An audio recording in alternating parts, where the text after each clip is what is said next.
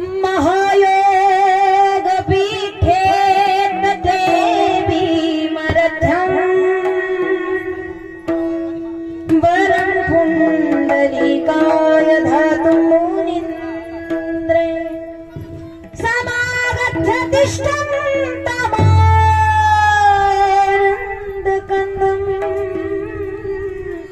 परब्रह्मलिङ्गं हरे पाण्डुरङ्गं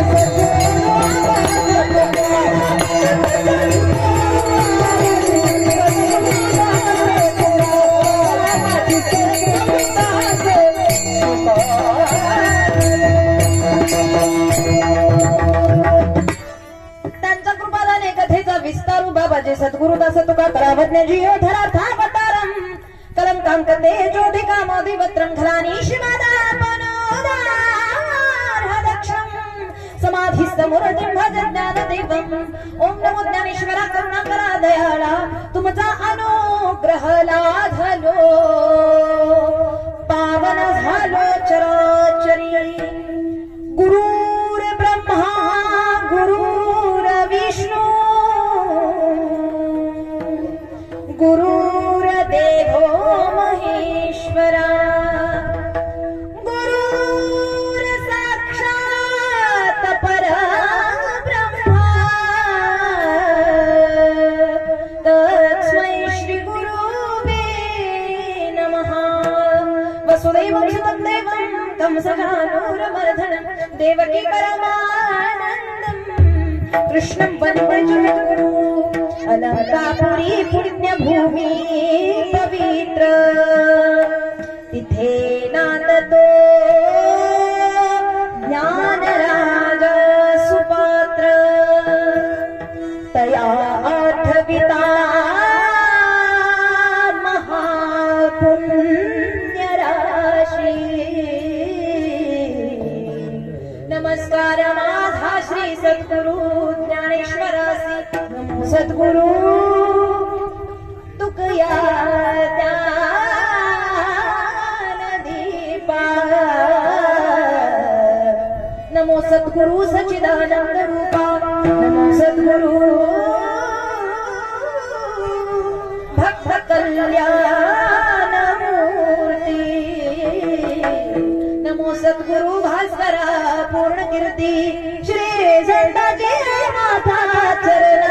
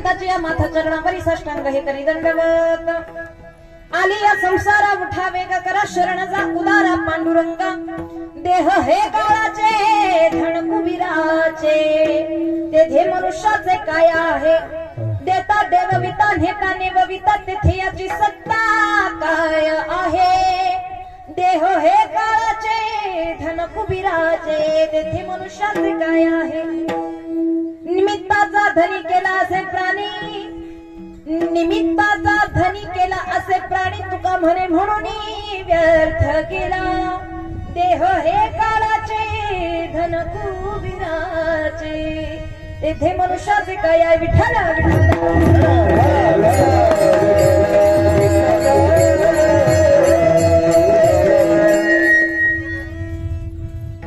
कीर्तन रूपी सेवेकरिता निवडलेला अभंग वैराग्याची मूर्ती देहूनिवासी श्री शांत संत श्रेष्ठ जगतवंदनीय जगद्गुरु तुकोबा राय संत तुकोबा रायांचा तुकाराम महाराजांचा चार चरणांचा गोडासा अभंग कीर्तनरूपी सेवेकरिता निवडलेला आहे. कीर्तनरूपी सेवेला सुरुवात करण्याआधी या ठिकाणी अल्पसा परिहार द्यायचा तो म्हणजे असा की आज आपण या ठिकाणी कैलासवासी भागचंद कृष्णा कोळपे यांच्या वर्षश्राद्धाच्या विधीनिमित्त सर्वजण उपस्थित आहोत पुण्यस्मरणाच्या निमित्ताने.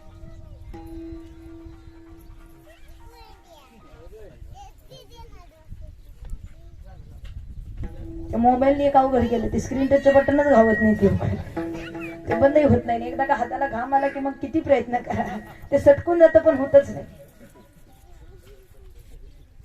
कैलासवासी भागचंद कृष्ण कोळपे वय वर्ष 55 कमी वयामध्ये आपल्यातून या ठिकाणी खरी अर्थाने देहरूपाचं जाणं त्यांना एका वर्षांपूर्वी या कुटुंबातून ते गेले. खर तर प्रत्येक जण जाणारे प्रत्येक माणूस जाणारे प्रत्येकाला मरण आहे हे सगळ्यांना माहिती आहे. जन्मजया मृत्यूतया कोणी इथे अमर राहायला आलं नाही आणि कोणी इथे अमर राहणार नाही हेही माहिती आहे. मरण येणं ही प्रकृती आहे. तुम्ही लपून बसला काय तुम्ही कोंडून घेतलत काय तुम्ही बांधून ठेवलत काय तुम्ही कुठे निघून गेलात काय म्हणजे तुम्हाला मरण येणार नाही असं नाही. एक जण स्वतःला कोंडून घेतलं एकाने. कोंडून कशासाठी? मरणाला मी सापडू नये काळाला मी घाऊ नये यमाला मी सापडू नये म्हणून स्वतःला कोंडून घेतलं स्वतःला बांधून घेतलं स्वतःला खोलीत कोंडलं. आता कोंडून घेतलं बांधून घेतलं तरी मरण येणार नाही का? मरण येणं ही प्रकृती आहे ते नैसर्गिक आहे ते नॅचरल आहे ते येणार आहे. मग तुम्ही कोणत्या काळात असा तुम्ही कुठेही असा तुम्ही घरात असा बाहेर असा कुठेही असा तुम्ही कसेही असा मरण येणं ही प्रकृती आहे. मरण येणं ही प्रकृती आहे. मरणाला नको म्हणणं ही माणसाची विकृती आहे.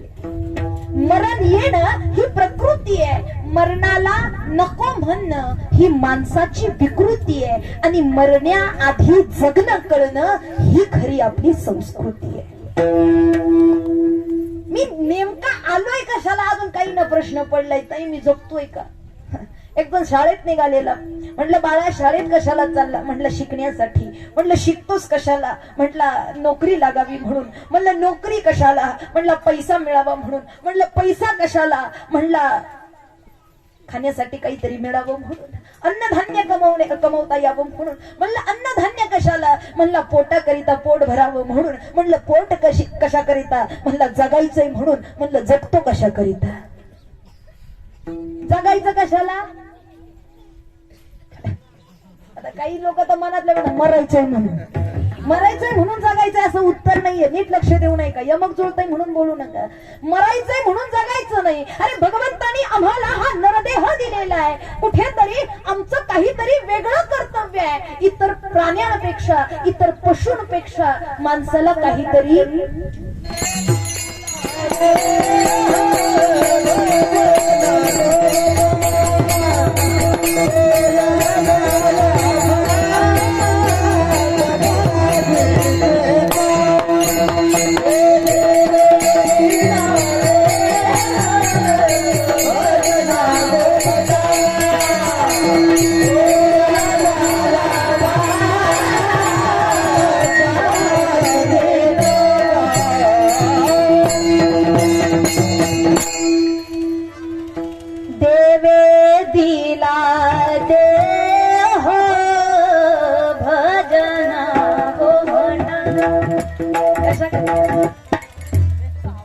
पशु प्राण्यांपेक्षा माणसाची रचना काहीतरी वेगळी आहे.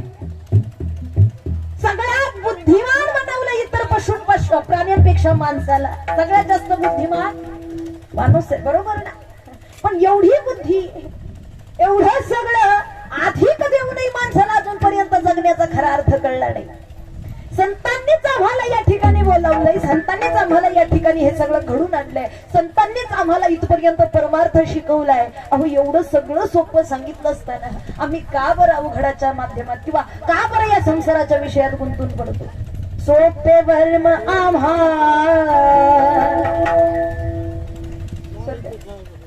सोपे वर्म आम्हा सांगितले संती, ताळ दिंडी हाती घेऊन नाचा समाधीचे सुख साधारुणी ऐसा या कीर्तनी ब्रह्मरस. सोप्पं वर्म सांगितलं, सोपी भक्ती सांगितली, सोपा मार्ग सांगितला. संतांना माहिती होतं आज कलियुगामध्ये काही आम्ही डोंगरदऱ्या जाऊन तपश्चर्या करणारी माणसं आहे का? आहे का तयारी? अहो डोंगरदऱ्यामध्ये जाऊन संतांसारखं वैराग्य तुमच्या आमच्या अंगी येणं साहजिक नाहीच. येऊच शकत नाही. एक दिवस बायको बाहेर गेली तर दुसऱ्या दिवशी फोन करतो माणूस. काय करमणार आहे माणसाला संसाराविषयी? नाही करू शकत. संसाराच्या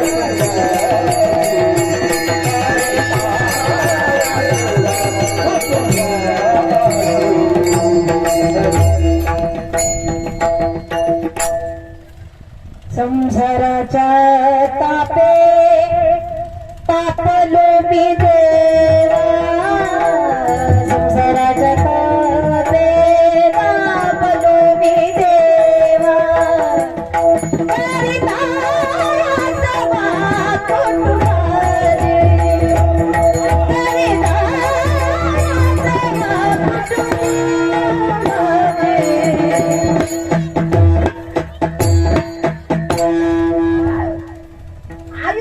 माणसाचं कधी संसाराचं पोट भरलंय, कधी संसारात आमचं मन भरलंय, नीट लक्ष देऊ नये का? इथे मी प्रश्न एकच विचारणार आहे. देवाला मागणारे किती येतो?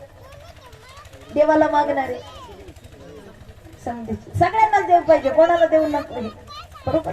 काही जण असतात ज्यांना देव आवडत नाही, ज्यांना देव पटत नाही, ज्यांना देव मानत नाही. लक्षात ठेवा, काही जण समाजात अशी आहे की जे देवाला मानत नाही. कुठे तुमचा देव? काय करतो तुमचा देव? काय केलंय त्याने? म्हणलं दादा कोरोनात शेजारच्याला नेलं, तुला ठेवलं, हे काही कमी केलं? काय पाहिजे आणखीन त्याच्याकडून आम्हाला सांगा ना. अहो धडधाकट शरीर दिलं, अजून चालतंय आणि अजून चालणार आहे. चालता हलता बोलता येतं, हे काही कमी आहे का? महिन्याचं बिल पाहिलं गेलं तर 5-5 आणि 10-10 हजार रुपये महिन्याचं लाईट बिल येतंय. सूर्यप्रकाश फुकट मध्ये दिला, हे काही कमी आहे का? त्याला जीएसटी लावलं असतं तर आयुष्य गेलं असतं बिल भरून भरून. सांगा ना. एका एकराचा मालक झालो तो मालक 7-12 ठेव, क्लिअर ठेव, 7-12 बघून घेतो माणूस. एका एकराचा मालक, एवढा अहंकार आहे माणसाला. 1 एकर जागा खरेदी केली तर माणूस म्हणतो 7-12 क्लिअर ठेव, माझी हे जागा, माझं हे जमीन. अहो जो विश्वासा मालक आहे त्याने किती अभिमान धरावा. काय आम्ही अपेक्षा धरतोय त्या भगवंताकडून सांगा ना. एवढा सुंदर नरदेह दिला, एवढं सगळं भजन दिलं, एवढं सगळं काही दिलं असताना सुद्धा माणसाची अपेक्षा.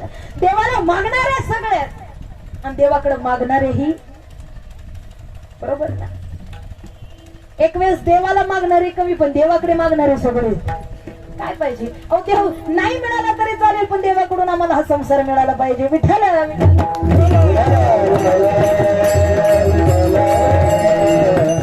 कोणत्या संसाराला मागतोय दुःख बांधवडी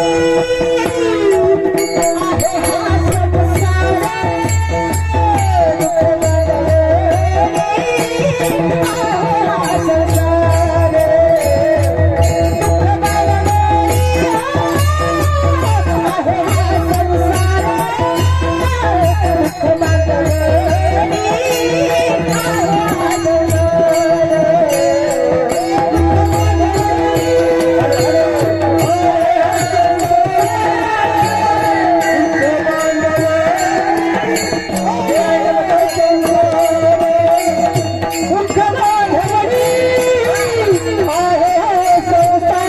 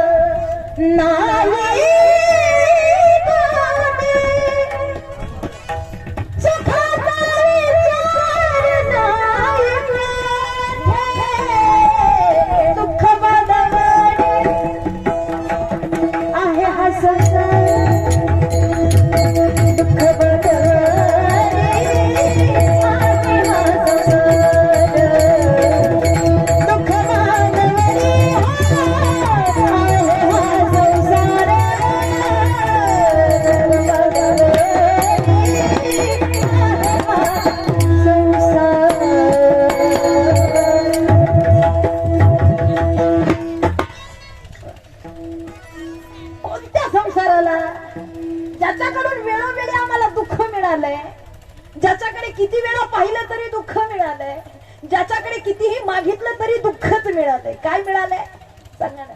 माणसाला चांगलं सांगितलं तर लवकर पटत नाही, चांगल्या गोष्टी लवकर पटत नाही. संतांनी मार्ग दावून गेले आधी, एवढे वर्ष झालं सांगतायत. आजचं आमचं कीर्तन ऐकलं तुम्ही उद्या लगेच बदलला अशी काही गोष्ट होणार नाही. माणसाला परिवर्तन व्हायला विचार बदलावे लागतात, दृष्टिकोन बदलावा लागतो, त्याशिवाय माणूस बदलत नाही. नुसतं ऐकलं आणि बदललं असं होत नाही. माणसाचे आत्मिक विचार बदलले, माणसाचा दृष्टिकोन बदलला की खरी अर्थाने माणूस बदलला जातो. आणि आज आम्ही सगळं बदललं, पण अंतकरणातले मनातले विचार माणसाने बदलले नाही. सगळं बदलला माणूस, इतका बदलला की माणसाला ओळखायला सुद्धा येत नाही. माणूस नीट लक्ष देऊ नये का. वरून जर डाय केली ना 60 वर्षाचे, 60 वर्षाचे, 70 वर्षाचे, वरून जर डाय केली ना ओळखू सुद्धा येत नाही. माणूस येतो का. काय लागतंय बदलायला. डाय केली, जीन्स पॅन्ट घातली, वरती शर्ट घातला, टी शर्ट घातला, 60 वर्षाची म्हातारी सुद्धा तरुण पोरासारखी दिसतात की नाही. आता नेमका कशासाठी दिसतात ते मला माहित नाही. नेमकं याच्यातून करायचंय काय. ते नॅचरली महाराज. एकदा का डाय केली ना विषय संपला. जुनी जाणती माणसं होती, डाय नव्हतं, काय नव्हतं, होतं तेच नॅचरल होतं. जे होतं ते सगळं खरं होतं. आजकाल सगळी खोट्याची दुनिया झाली. जे ते आहे ते दिखाव्यासाठी आहे फक्त. जे ते फक्त कसमे वादे प्यार का सब बातें हैं बातों का क्या, कोई किसी का नहीं रे झूठे, नाते हैं नातों का क्या, कसमें वादे प्यार का सब बातें हैं बातों का क्या, कसमें वादे प्यार का सब बातें हैं बातों का।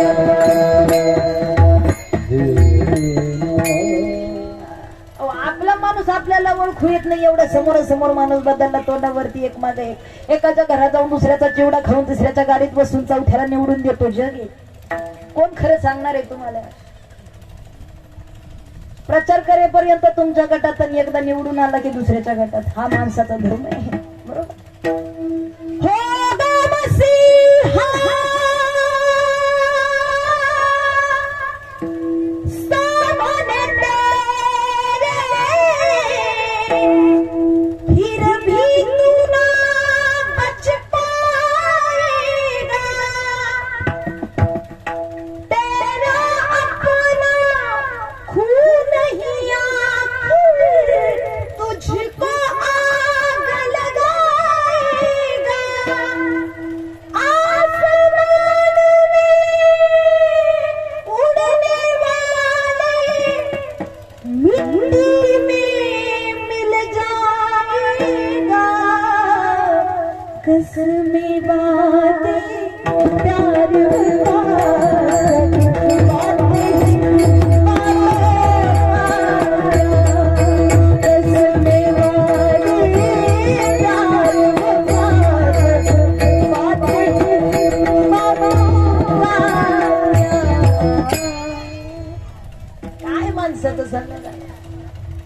ज्या संसाराकरिता तुम्ही आम्ही आयुष्य झटतो, ज्या संसाराकरिता माता माऊल्या नीट लक्ष देऊ नाही का महिला मंडळ, ज्या संसाराकरिता तुम्ही आम्ही एवढ्या फार कष्ट करतो आणि ज्या संसाराच्या सुखासाठी आम्ही रात्रीचा दिवस करतो, हराची काडी करतो, ज्या संसाराला मिळवण्याकरिता, ज्याच्या प्राप्तीकरिता, ज्याच्या सुखाकरिता आम्ही आमचं सगळं आयुष्य त्याला अर्पण करतो, त्या संसाराने अंतकाळापर्यंत आम्हाला सुख नाही, दुःख दिलेलं आहे. नीट लक्ष देऊ नाही का? अरे हा संसार संसार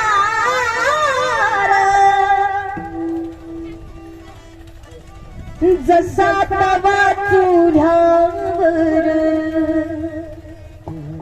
आधी हाताळाच टके, तेव्हा मिळते भाकर.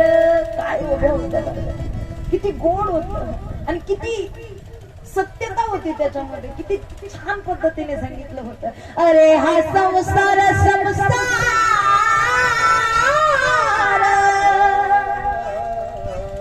दोघा जीवांचा विचार देतो, सुखाला नकार आणि दुःखाला होकार. आयुष्य जातं माणसाचं. संतांनी सांगितलं अरे या मार्गाने तर चाला, इथे या, हे करा. काही लोक तर फक्त लागून नावे ठेवतात. काय ते कीर्तन आम्ही नाही ऐकत, काय ते देव, काय ते भजन. जो मानत नाही त्याला सुद्धा जेव घालतो देव आहे. तुम्ही नाही भक्ती केली तरी सुद्धा तुम्हाला वाढवतोय तो देव आहे. नीट लक्ष देऊ नाही का? इथपर्यंत आम्ही धंदा शरीराने वागतोय, वाढतोय ना, हे त्याची कृपा आहे. माणसाला आज खऱ्या अर्थानं भगवंताच्या दानतेची, भगवंताच्या त्याने जे दिलंय ना त्याची दानत माणसाला कळली पाहिजे. हो मग माणसाला कळेल खऱ्या अर्थानं देवाना किती, देवाने आम्हाला किती दिले आणि किती कृपा आहे त्याची आमच्यावर. आज खऱ्या अर्थाने आयुष्य जगत असताना प्रत्येकाला प्रत्येकाची अपेक्षा आहे. धन संपत्ती ऐश्वर्य जमीन जुमला बंगला गाडी या सगळ्यांना सगळं पाहिजे, कोणाला नको आहे?